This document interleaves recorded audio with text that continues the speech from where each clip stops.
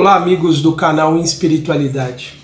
Chegamos ao nosso último programa deste ano de 2023 e quero compartilhar com vocês algumas reflexões sobre esse momento aqui, prestes a virar o calendário terreno.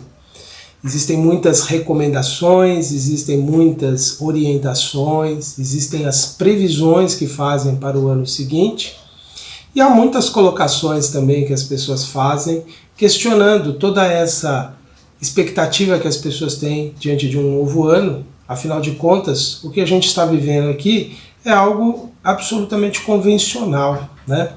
A humanidade adotou uma ideia de controlar os seus ciclos, de controlar os seus períodos de tempo através dos fenômenos naturais. E um ano novo nada mais é do que a Terra completando uma volta em torno do Sol, aquele chamado movimento de translação.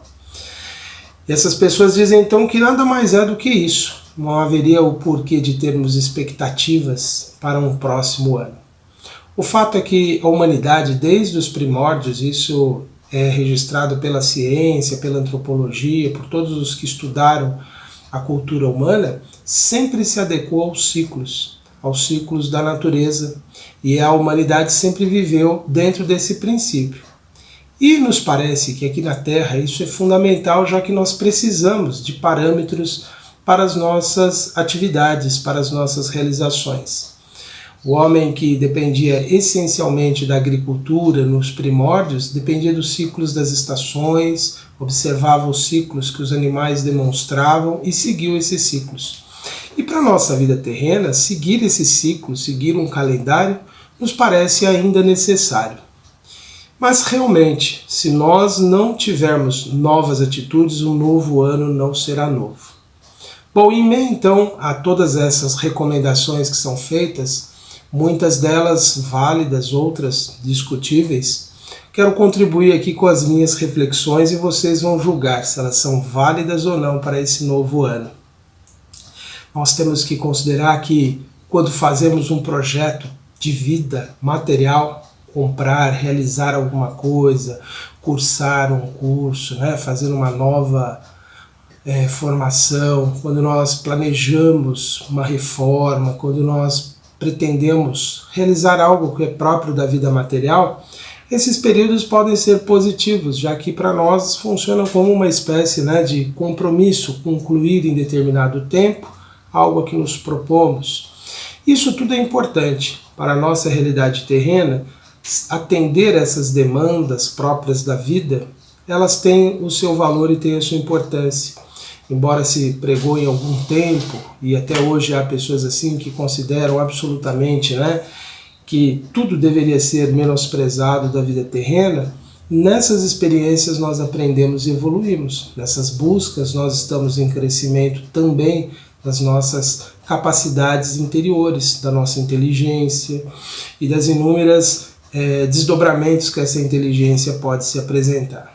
Então elas são importantes, mas nós nunca podemos esquecer que, embora possamos viver e atender algumas demandas da Terra, nós nunca podemos esquecer, primeiro, que nós estamos aqui de passagem. Nenhum de nós permanecerá por muito tempo, considerando o tempo que o planeta existe. A existência humana é sempre muito efêmera, muito curta. Então lembrar que nós estamos aqui de passagem e para aprender algo. Como espíritos em evolução, estamos com o objetivo de aprender. A vida é uma lição permanente que vai nos revelando muito sobre os outros, sobre a vida como um todo, mas sobretudo sobre nós mesmos. E aqui viria o grande desafio de aprender algo sobre nós, sobre o que precisamos nos tornar.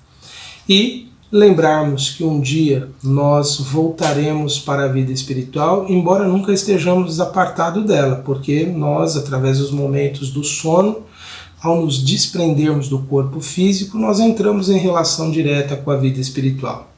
E mais ainda como encarnados nesse estado chamado de vigília, quando nós estamos acordados, nós estamos sob a influência da vida espiritual também, pois os espíritos nos cercam, nos influenciam com seus pensamentos, com seus conselhos ou com as suas recomendações, com o objetivo de nos prejudicar, dependendo da natureza do espírito. Então nós estamos permanentemente envolvidos por essas condições. E pensando nesse novo período que inicia para a humanidade nesse próximo ano, que embora possa ser uma convenção fundamentada num fenômeno astronômico, a volta da Terra em torno do Sol, o que nós poderíamos planejar do ponto de vista espiritual para o próximo ano? As nossas realizações materiais, elas dependem muito das nossas conquistas espirituais. Um espírito equilibrado, um espírito em harmonia com as leis divinas, possui muito mais lucidez e encontra muito mais ajuda para encontrar os seus caminhos, para resolver as suas pendências na vida. Então, a nossa reflexão vai se basear na nossa sequência que estamos vendo de O Evangelho segundo o Espiritismo. Vamos, através da reflexão sobre essa passagem de hoje, nós vamos pensar o que nós podemos planejar do ponto de vista espiritual para esse nosso próximo ano. Como vocês que nos acompanham devem estar já acostumados, nós estamos lá no capítulo 7, Bem-aventurados os pobres de espírito, e hoje nós vamos falar sobre os mistérios ocultos aos sábios e prudentes, que compreende os itens 7 ao 10. E daqui vamos extrair as nossas recomendações para esse novo ano que se nos apresenta. Aqui nós temos um trecho do Evangelho de Mateus, está lá no capítulo 11, versículo 25 desse Evangelho, em que destacou uma fala de Jesus que diz assim: naquele tempo, respondendo, disse Jesus: graças te dou a ti, Pai, Senhor do céu e da terra, porque escondeste estas coisas aos sábios e prudentes, e as revelastes aos simples e pequeninos. Naquele tempo, parece que está se referindo a um período, em que ninguém tem exatamente ali a precisão, mas é um momento em que estava acontecendo ali, em que Jesus estava dando as recomendações para os discípulos saírem para iniciar as suas pregações na cidade. Então os discípulos já tinham aprendido algumas coisas, já tinham obtido muitos ensinamentos e eles estavam sendo preparados para sair para as pregações. E João Batista já estava preso, já tinha sido preso e perguntou para alguém que tinha ido visitá-lo, talvez algum dos seus discípulos, Aliás, o Evangelho diz que ele enviou 2 dos seus discípulos para confirmar se Jesus realmente era o tão esperado Messias do povo. Então é nesse período que Jesus fala isso. Esse respondendo não tem a pergunta. Provavelmente um discípulo perguntou a Jesus, sobre o fato de ele preferir pregar para as pessoas simples e não buscar, por exemplo, os sábios do Sinédrio, buscar as pessoas mais eminentes da sociedade para poder falar sobre as suas lições. E aí Jesus dá graças a Deus por ocultar as coisas das pessoas que eram consideradas sábias e prudentes e revelado aos simples e pequeninos. E aí, por que Jesus falou isso? Para algumas pessoas pode parecer alguma ousadia da nossa parte tentar dizer qual era a intenção de Jesus, mas é assim que funciona mesmo. Nós não temos como saber exatamente o pensamento de Jesus, mas nós podemos inferir a partir das colocações. E nós vamos nos guiar aqui pelas colocações de Allan Kardec, que refletindo sobre essa passagem e inserida nesse capítulo Bem-aventurados os pobres de espírito, nos dá a entender por que Jesus considerou que seria uma bem-aventurança, algo para se agradecer a Deus, ele revelar o conhecimento superior da vida espiritual para as pessoas mais simples. E aí nós precisamos entender quem são esses simples e pequeninos que Jesus se referiu. Os simples e pequeninos não são as pessoas que não têm conhecimentos amplos, que não sabem nada sobre a lei de Deus. São as pessoas mais humildes. Então, mesmo uma pessoa muito letrada, que cursou inúmeras formações, que tem inúmeras qualificações próprias aqui da vida terrena, da nossa existência, ela pode ser um desses pequeninos que Jesus disse. Desde que ela tenha uma condição muito rara, muito incomum, que é ser humilde e não ser envaidecido com o saber humano. E é sobre isso então que Jesus considerou como algo de ser agradecido a Deus, de revelar as grandezas da vida não aos pretensiosos, não às pessoas que são orgulhosas do seu saber.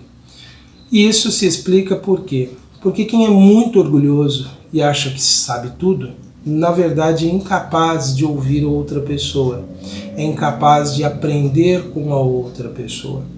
Então é por isso que Jesus considerou, que os humildes estavam em condições mais favoráveis de entender as revelações que ele vinha trazer, porque não tinham pretensões, porque não tinham ilusões. E aí Kardec desenvolve esse raciocínio, coloca dessa forma, trazendo essa reflexão, essa ideia. E ele conclui nesse primeiro parágrafo dizendo assim: Deus lhe deixa a busca dos segredos da terra aos orgulhosos, aqueles que acham que são capazes de somente com a sua inteligência descobrir tudo, e revela os do céu aos humildes que se inclinam perante ele. Porque há conhecimentos que nós, apenas com a nossa capacidade de análise crítica aqui, das nossas ciências, nós vamos estar sempre limitados apenas aos fenômenos mais evidentes da natureza. Apenas aquilo que nós podemos descobrir porque é concreto, porque é algo que pode ser medido, pode ser verificado. Mas as coisas do mundo espiritual, elas são bem mais sutis, elas dependem muito mais de uma inteligência mais emocional do que propriamente uma inteligência racional. Então Jesus Kardec colocou dessa forma, demonstrando por que Jesus considerou isso mais válido.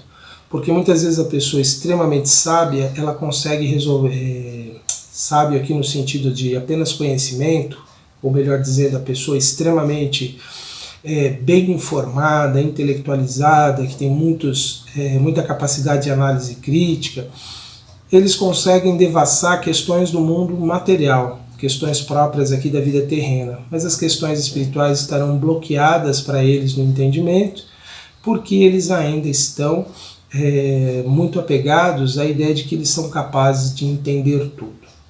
A posição mais sábia que existiria para uma pessoa é, se ela não é capaz de entender algo, que ela se calasse, que ela não se opusesse.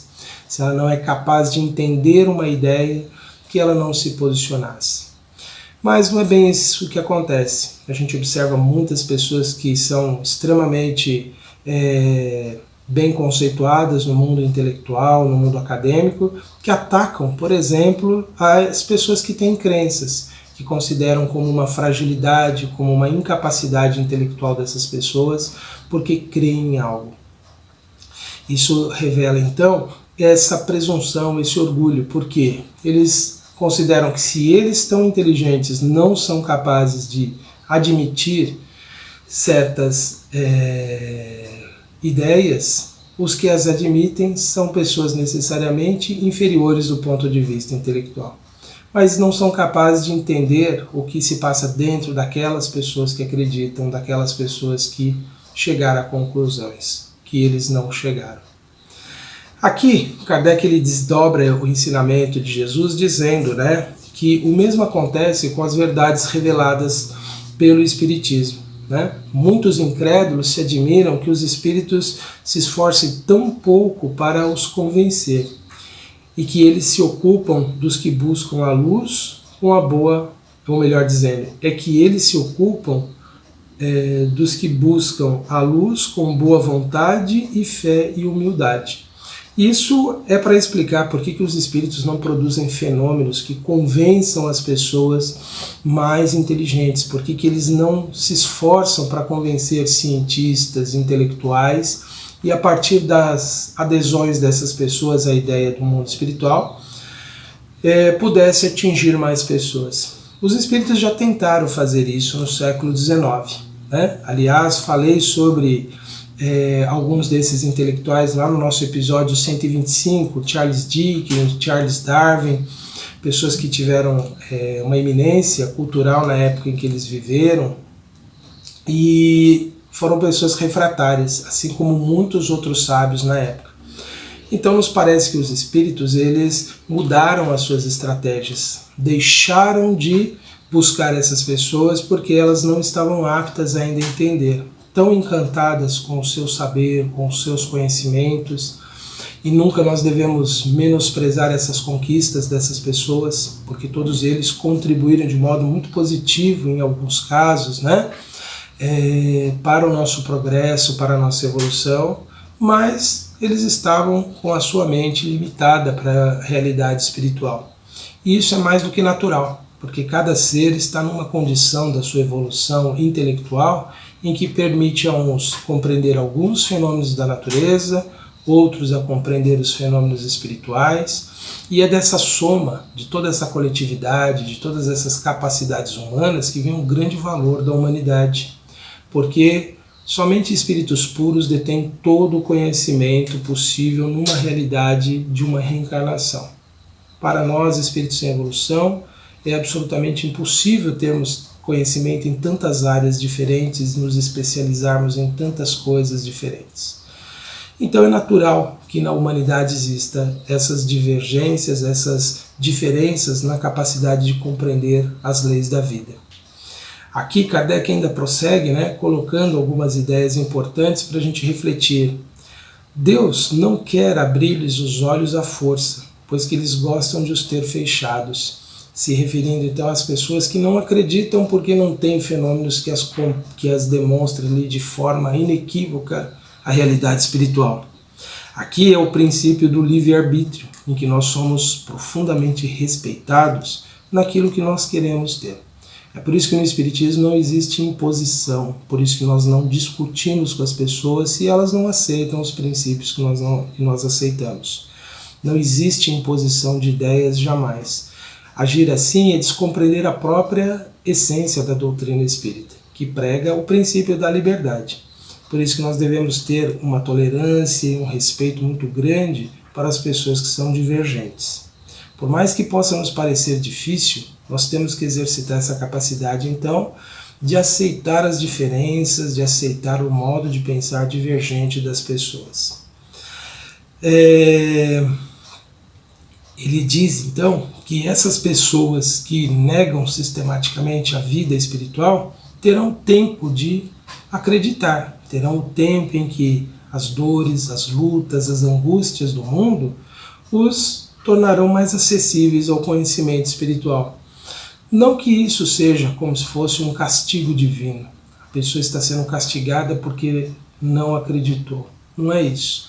Na verdade é o próprio espírito percebendo, das suas experiências, a necessidade de algo a mais que o auxilie nessa sua trajetória no mundo. É aí que ele alcança a fé, a crença esclarecida, o entendimento da vida.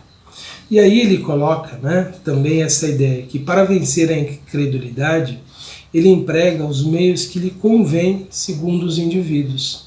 Essa ideia é muito interessante porque ela nos mostra que cada pessoa tem o seu tempo, tem o seu momento de entender a vida, de compreender a vida, tanto do ponto de vista espiritual quanto a nossa realidade material. E isso, mais uma vez, nos serve de um alerta à ideia do respeito profundo que nós temos que ter às pessoas naquilo que elas são capazes de produzir, naquilo que elas são capazes de nos oferecer. Esperar que cada um tenha o seu tempo para crer, para aprender, para entender, para reagir de acordo com aquilo que ela aprendeu. Existe muitas vezes uma crítica às pessoas que buscam a sua espiritualidade quando elas falham. E as pessoas questionam, e até os próprios indivíduos se questionam assim, tantos anos estudando, tantos anos buscando esse conhecimento, e eu não consegui atingir uma condição maior de vida, de atitude, de melhores atitudes, de melhores reações. É porque não chegou o momento ainda, não foi o tempo suficiente. O fato de termos vivido 10 anos estudando a vida espiritual, ou 20 ou 30, uma vida inteira, não significa que chegou o tempo suficiente para a gente entender tudo aquilo, para a gente assimilar e realmente produzir mudanças efetivas em nós. Porque tudo tem o seu tempo, tudo tem o seu momento. Aqui ele prossegue então, nos trazendo ainda essa ideia de que a gente não deve se admirar, principalmente os incrédulos, se Deus e os espíritos, que são os agentes da sua vontade, não se submete às suas exigências. Como poderíamos imaginar isso, né? Que Deus ou inteligências muito avançadas vão se submeter a pessoas ainda que estão numa condição tão limitada. É como quando nós lidamos com as crianças. As crianças, muitas vezes, elas não aceitam o que nós estamos falando porque elas não compreendem a nossa realidade, toda a nossa experiência. E elas, às vezes, são refratárias às nossas recomendações, às nossas orientações, até as questões elementares ali mais importantes, de segurança, por exemplo. Não é? Quantas vezes pais e mães observam uma criança em risco e alertam, olha, cuidado, você pode se machucar. E a criança não acredita, ela vai no ímpeto de experimentar uma situação e ela, finalmente, acaba aprendendo com a experiência. É a mesma coisa que se passa conosco, né? Nossa atitude muitas vezes turrona, nossa atitude muitas vezes de teimosia não vai ser modificada pelos espíritos, não vai ser modificada por Deus, porque eles vão esperar que nós vamos aprendendo com as nossas próprias experiências. Por isso que você pode pedir para Deus, Deus, me mostre a sua existência. Ele não vai aparecer de forma fantástica com uma voz vinda das nuvens, te provando isso.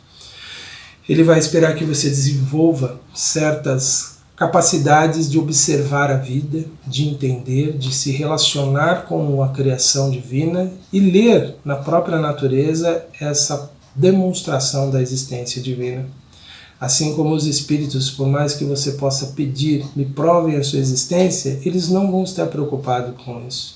Que eles sabem que você precisa ainda se desenvolver mais para que eles possam se demonstrar, para que eles possam se tornar evidentes. Eles não têm pressa de que a gente desenvolva essas capacidades. Eles esperam que isso aconteça no tempo certo, então. E aí, mesmo que alguém questione, Deus não poderia nos provar de forma assim, pessoalmente, por meio de prodígios evidentes, perante os quais o mais duro, assim, incrédulo, teria que se curvar? É isso mesmo. Ele não vai fazer isso. Deus não vai provar nada para a gente, os espíritos não vão se submeter à nossa vontade para provar nada. Mesmo que ele quisesse, ele estaria tirando de nós o nosso mérito de conquistar essa capacidade de acreditar. Nós estaríamos sem o mérito de desenvolvermos em nós essa força poderosa que é a fé, que é a crença. Porque existem tantas evidências da existência de Deus e nós negamos elas muitas vezes. Nós, digo a humanidade, Quando nós vemos a natureza, a sua estruturação, o fenômeno vida, como ele surgiu aqui nesse lugarzinho tão pequeno do universo que é a Terra, e as pessoas acreditando ainda que tudo é resultado de processos aleatórios que produziu a vida. E quando a gente pensa na evolução da vida no planeta, tudo tão antagônico, tão contrário à vida, e ainda assim ela consegue se modificar e, mais importante ainda, modificar o planeta para permanecer nele, e isso é o que está acontecendo permanentemente com os seres vivos. Tudo isso é evidência mais do que suficiente de que a vida não é um projeto aleatório. A natureza, no seu equilíbrio fantástico, qualquer um que se dedicou a estudar a biologia um pouco, mesmo lá no ensino médio, na escola ou nas aulas de ciências, deve ter visto isso. A natureza é um mecanismo tão elaborado, tão complexo, que é muito difícil alguém admitir que ela é fruto de combinações aleatórias que ocorreram N vezes no universo, que é algo ainda mais extraordinário. E quando a gente pensa que a vida é completamente resistente às leis de transformações físicas da matéria, fica mais evidente ainda, existe uma inteligência por trás de todos esses mecanismos. Então não aceita quem realmente é muito resistente, quem realmente não quer ver. Por isso que Deus não vai forçá-los a crer, não vai forçá-los a admitir nada. E nem no mundo espiritual, quando nós desencarnamos, nós encontramos isso, uma comprovação da existência de Deus.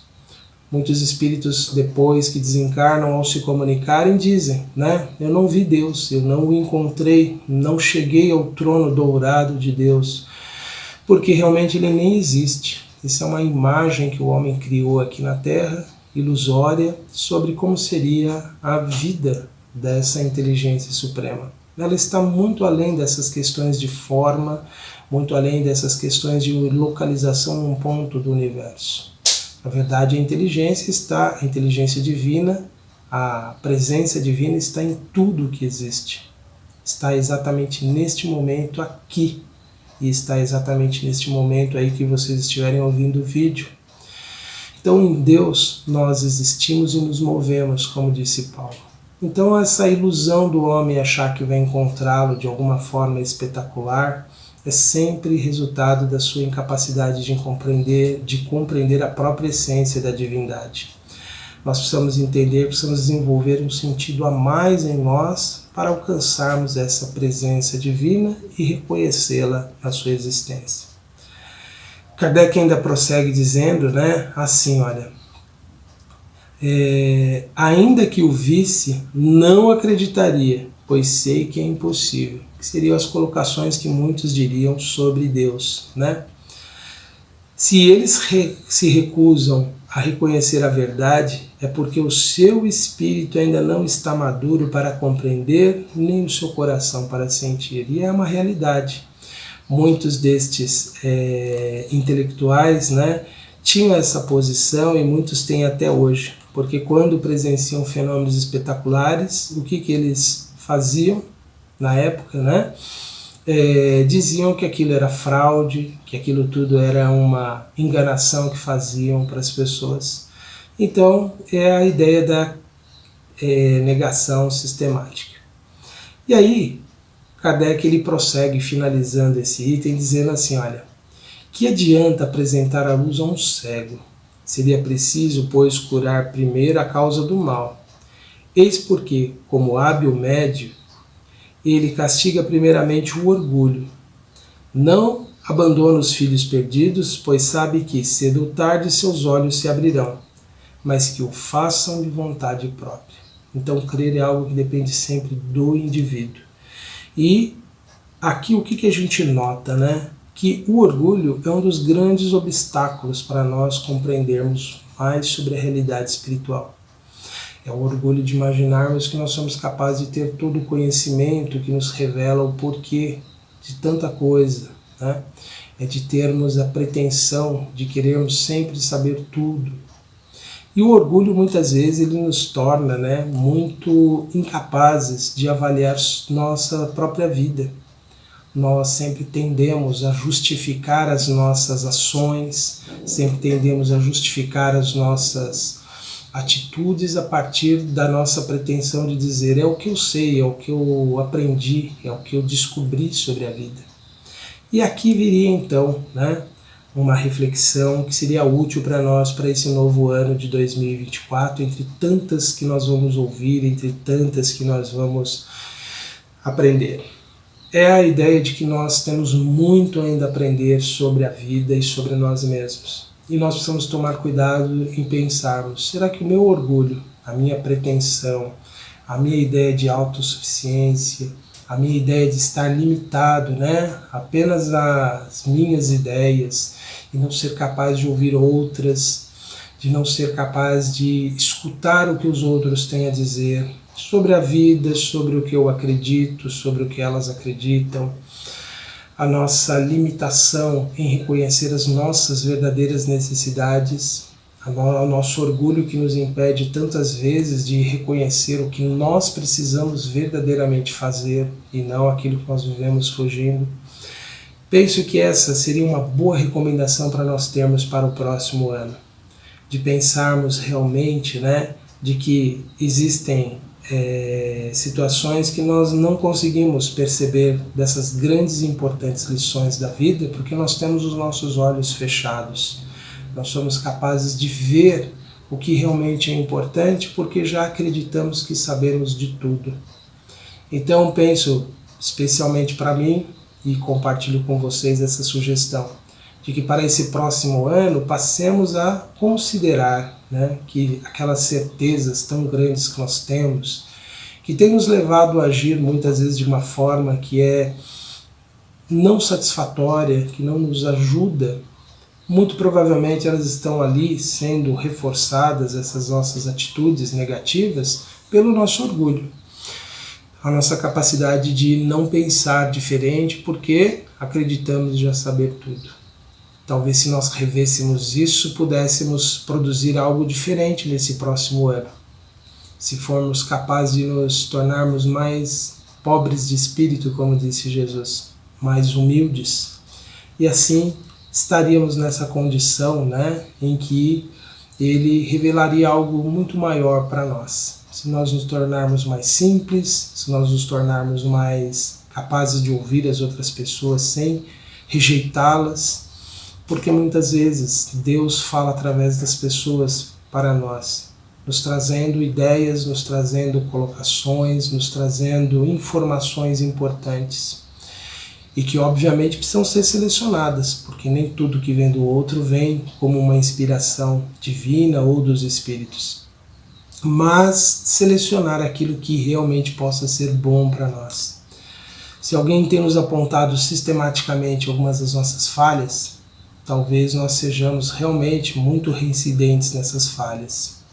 Se nós temos vivido a mesma experiência o tempo todo, em diferentes lugares, com diferentes pessoas, e elas são experiências que nos trazem desconforto, nos trazem infelicidade, elas podem estar revelando algo que nós precisamos mudar em nós.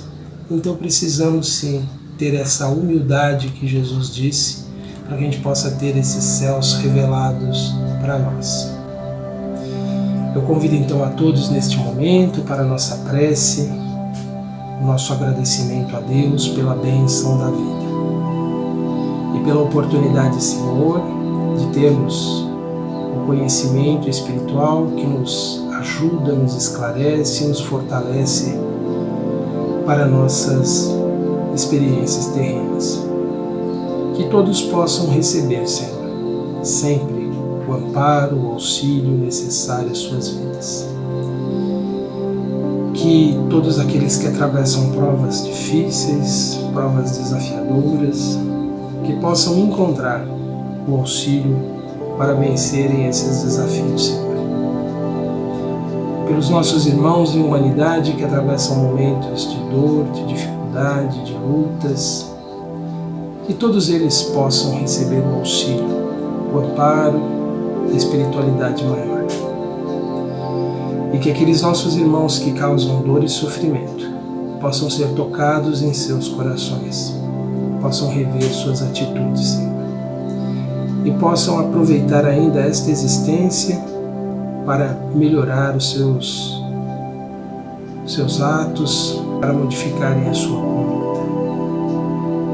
Nós pedimos, Pai, pelos nossos amigos que sabemos enfermos, que eles possam receber o auxílio dos Espíritos amigos, dando-lhes a renovação das suas forças, ajudando-os em suas experiências nestes momentos de dores. Que eles possam encontrar, Senhor, todo o auxílio que necessitam para que cumpram as suas jornadas com êxito e que possam se sentir confortados e envolvidos, Pai. E por tudo te agradecemos. E que o Senhor possa envolver a todos os que passam por momentos de dificuldades e de dores. Que possamos sermos nós mesmos os instrumentos de auxílio àqueles que estão mais próximos de nós, Pai. Inspira-nos e ajuda-nos a nos tornarmos instrumentos do bem. Os nossos amigos que nos acompanharam, nós desejamos que todos possam receber as bênçãos e o amparo, Senhor, as inspirações dos Espíritos amigos a lhes guiarem em suas experiências. Obrigado, Senhor, pelo ano que se finda e pela nova oportunidade de vida que temos no nosso próximo período, girando em torno do Sol, nossa estrela magnífica, tão abençoada, que nos garante a vida. fruto da vossa inteligência suprema, Senhor, que através da inteligência de Jesus conduziu toda a evolução deste mundo e nos produziu uma morada de bênçãos, de maravilhas, nesse equilíbrio perfeito que a natureza se apresenta. Permita que sejamos nós pessoas mais conscientes e com melhores condições de ajudar, de amparar e proteger todas as formas de vida que compartilham o planeta conosco. Que tenhamos reverência e respeito, Senhor, pela vida que existe neste mundo. Obrigado por tudo, Pai, que assim seja. Graças te damos. Meus amigos, foram estas as nossas reflexões para este momento. Continue acompanhando aqui as nossas reflexões no canal Espiritualidade, no nosso programa Ponto de Vista. Eu desejo a todos um ano novo cheio de bênçãos, cheio de paz, que todos possam encontrar muitas realizações positivas e se sintam sempre amparados, sempre com o auxílio dos Espíritos amigos presentes. Um grande abraço a todos e até a próxima.